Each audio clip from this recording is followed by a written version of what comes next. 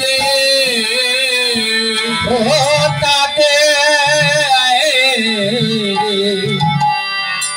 ও তাদের মানো ভীমা তাদের থাকে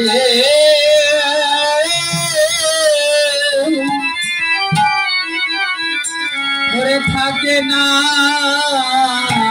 রে জগতে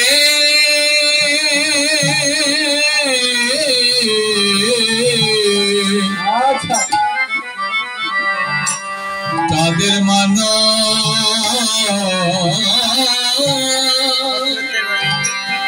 মনো ভীমা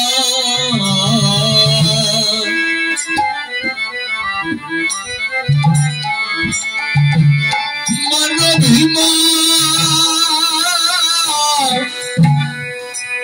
অভিমা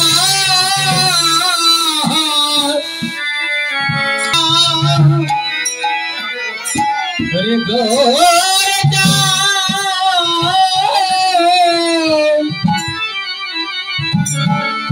চার হয়ে যায়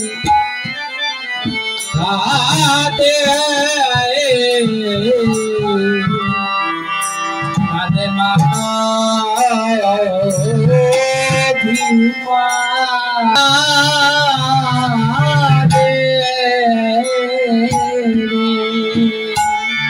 ওরে গৌর যাদে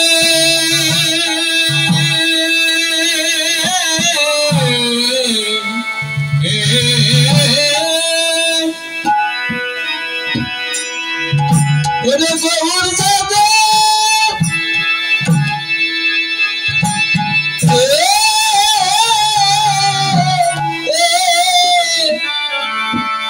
যাদের হয়ে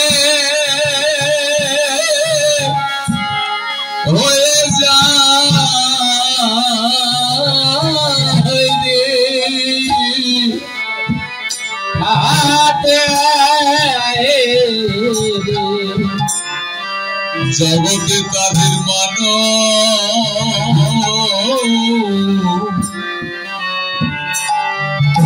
মা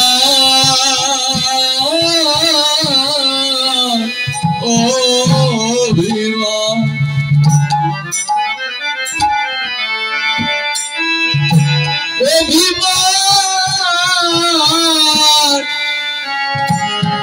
অভিমান থাকি না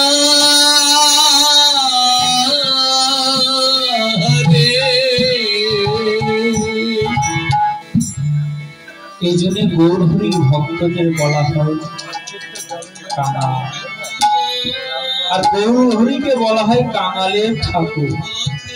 হরির ঠাকুর নয়, কাঙালের ঠাকুর। তাই মনোবচনে কাঙাল হতে না পারলে আমার গৌরহরির ভক্ত হওয়া যায়। অন্যান্য ভগবানের ভক্ত হতে পারবে, কিন্তু আমার গৌরহরির ভক্ত হতে গেলে কায় মনোবচনে কাঙাল হতে হবে। অন্যান্য ভগবানের ভক্ত হতে পারবে, কিন্তু আমার গৌরহরির ভক্ত হতে গেলে কায় মনোবচনে কাঙাল ব্যতীত ভক্ত হওয়া যায় না। এই জন্য মহাপুরুষকে বলা হয় যে কাঙালের ঠাকুর, ধনীর ঠাকুর নাই, কাঙালের।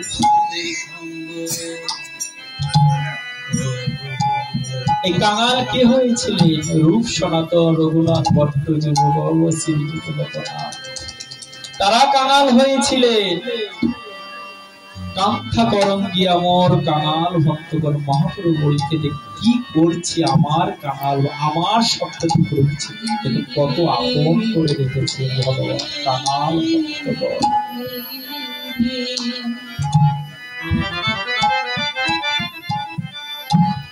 কাঙাল দৈন্যতা, বিরহ, আরতি, উৎকণ্ঠা, ব্যাকুলতা, হাহাকার, এটাই হচ্ছে গৌরীয় বৈষ্ণব জীবনী বেদনা বিধুর।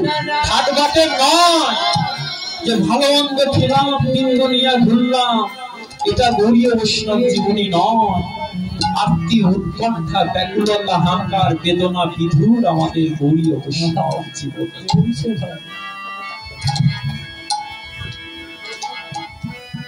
সেই গৌর হরি আজ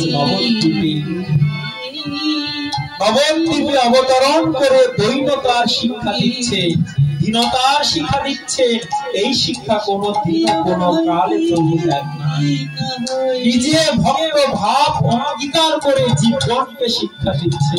ও বৈষ্ণব সেবিয়ে তবে না কৃষ্ণ ভক্তি মিলে। আজ যিনি স্বয়ং গৌর হরি, তিনি সেই গঙ্গায় গিয়ে ব্রাহ্মণদের সেই ভেজা কাপড় নিজে নেড়ে দিচ্ছে।